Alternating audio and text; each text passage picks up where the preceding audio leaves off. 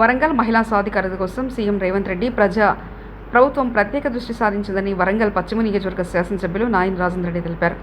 గురువారం రోజున 61 డివిజన్ పరిధిలోని సిద్ధార్థ నగర్లో 22.60 లక్షలతో నిర్మించిన రాణి రుద్రమాదేవి మహిళా భవన్ని ముఖ్య అతిథిగా పాల్గొని ప్రారంభించారు. అనంతరం మాట్లాడుతూ అందరూ ఐకమత్యంతో అనతి కాలంలోనే మహిళా భవనాన్ని నిర్మించి ఆదర్శంగా నిలిచారన్నారు.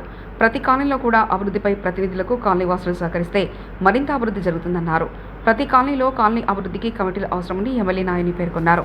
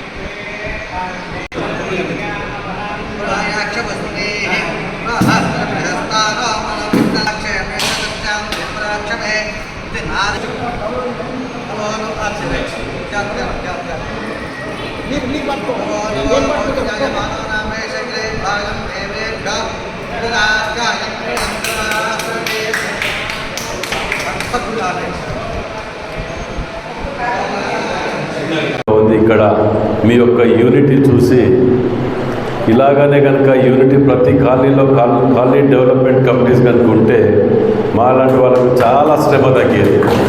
నిజంగా చాలా ఆనందంగా ఉన్నది. ఎందుకంటే మీరు ఎప్పుడు కూడా వచ్చినప్పుడు ఆడవాళ్ళు మగవాళ్ళు ఫ్యామిలీస్ అందరు కలిసి రావటం, ఒక పండుగ వాతావరణంగా సెలబ్రేట్ చేసుకోవటం చాలా సంతోషంగా ఉంది.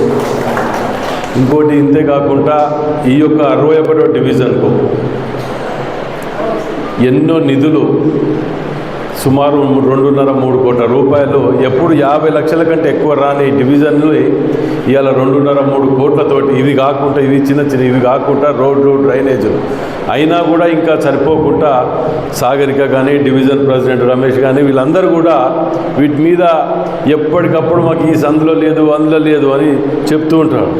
ఇక హేమంత్ అంటే ఆయన బయటికి రాడు, చిన్నగా ఎప్పుడూ పాపం 104 ఉన్నదా లేదా అన్నట్టే ఉంటాడు. కానీ నిజంగా కూడా హేమంత్ లాంటి వాళ్ళు కూడా ప్రతి డివిజన్కి ఒకరు ఉండవలసిన అవసరం ఉండదు.